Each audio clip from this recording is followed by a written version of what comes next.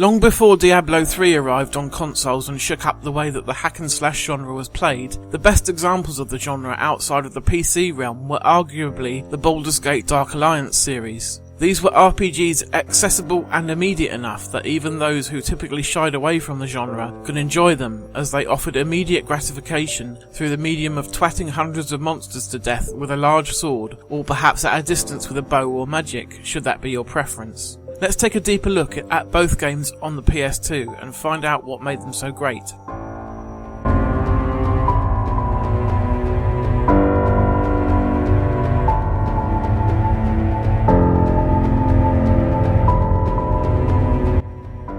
While the plot of both games is really only present to give you motivation to go out and kill lots of things, because the game is set in the Forgotten Realms D&D universe, there is at least a ton of lore and places for the developers, Snowblind Studios, to draw from. The basic premise of the original game sees the land of Faerûn, and the city of Baldur's Gate in particular, under threat from Eldrith the Betrayer and her legion of creatures.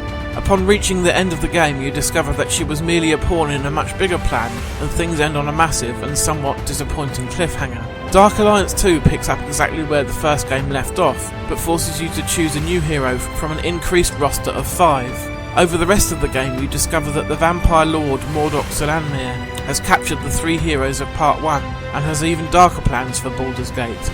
Overall, the plot in both games is decent enough, but nothing that's going to challenge the literary works of Raymond D. Feist. The characters that you play have a smattering of personality, but ultimately fall into genre stereotypes. For example, the dwarven rogue covets gold and speaks in a faux Scottish accent.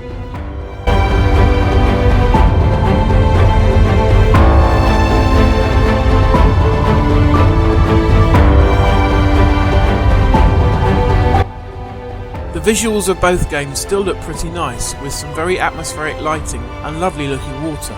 One complaint I do have about Part 2 is that the environments that you explore are a lot darker than those in Part 1 overall, making them quite hard to navigate. If it weren't for the mini-map, I would never have found my way through some of these areas. The maps themselves are rather more complicated and maze-like in the second game, with more hidden doors and optional side areas to explore, which is a good thing.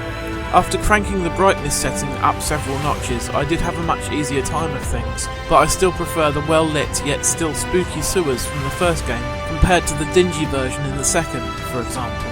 I love RPGs where changing your weapons and armour make a visual difference to your character model, and thankfully the Dark Alliance series does just that. There's quite a variety of different equipment to find, from leather, chainmail and plate armour to great swords, axes, crossbows, spears and many more weapon types besides.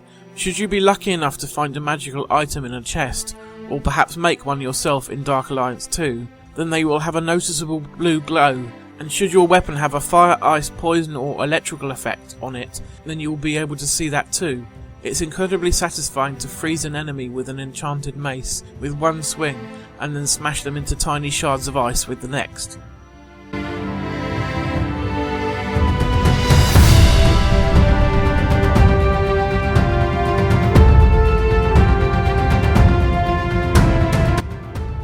While the music for the first part is composed by the great Jeremy Soule, who has composed some fantastic soundtracks for the likes of the Elder Scrolls Oblivion and Skyrim, it is not as good as anything from those games.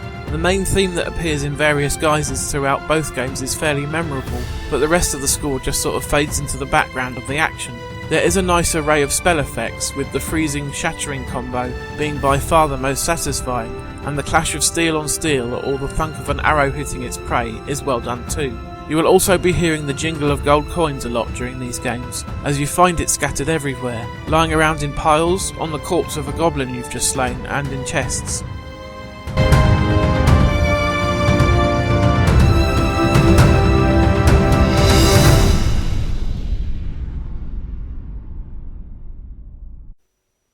While the Dark Alliance games are definitely starting to show their age compared to the likes of Diablo 3, they are still most definitely fun to play through, especially if you have a friend helping you. These games come for the days when you could spam health potions to stay alive. You didn't have to worry about cooldown timers before you could heal up. This is both good and bad. It does take away a lot of the skill from the boss fights if you just buy about 100 potions beforehand and simply outlive them in a battle of attrition, but at least it means that you can make it to the end of the game. Overall, the difficulty level is pitched just about right on the normal setting. Most of the standard fodder enemies don't pose too much of a threat, though there are frequently pockets of annoying archers, mages or great big bastards that hit like a truck. You will find your own way of dealing with these guys depending on which character class you've decided to be. For example, in Dark Alliance 1 I was the mage and mainly used magic missile to deal with anything that was giving me trouble.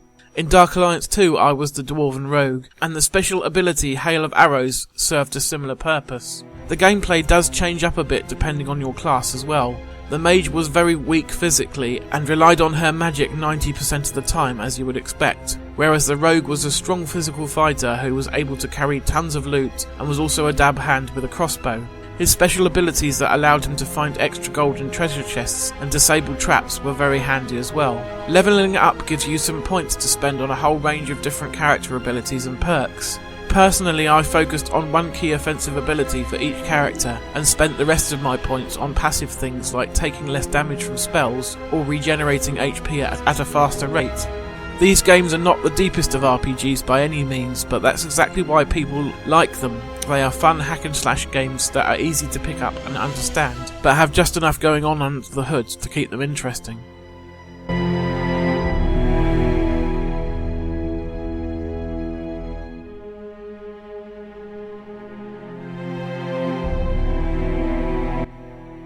While the Dark Alliance titles have basically taken the Diablo template and translated it over to the PS2 with a D&D license attached, kudos has to be given to them for managing to do what others failed to do beforehand, making this type of game work well on a controller. Having direct control over your hero instead of pointing and clicking with a mouse is really intuitive, and you can easily do everything you would be able to do in a PC game.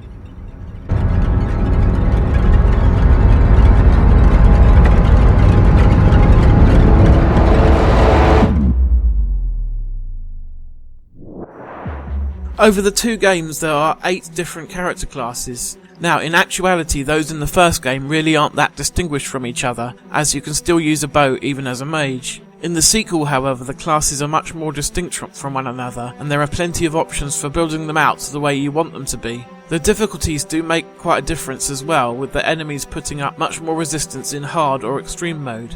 In terms of length, the first game weighs in at around 10 hours, and the second is slightly longer at about 12 hours if you explore everywhere thoroughly and complete the optional side quests. Finally, the two games have secret modes and characters to unlock, which is a worthwhile challenge for the dedicated. On the negative side though, it is a shame that all the levels have a fixed layout, instead of being random like in the Diablo series. The Diablo games are almost endlessly replayable due to this feature, so it does hold back the Dark Alliance series a little bit. The loot is actually random though, so after a bit of a break you can go back and try a tougher difficulty or a different character class and get slightly different results. Playing with a friend never gets old as well, as long as you have a willing partner to help in your adventures. In value for money terms, the first game goes for about £5 and the second £10 or more. I do think you get your money's worth from both of them though.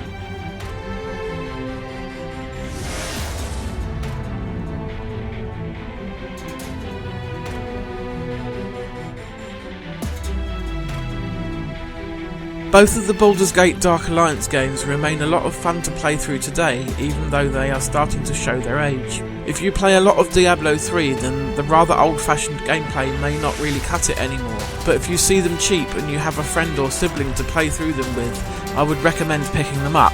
It's just a shame Baldur's Gate Dark Alliance 3 never materialised, as the ending of the second game very clearly sets things up for a third part.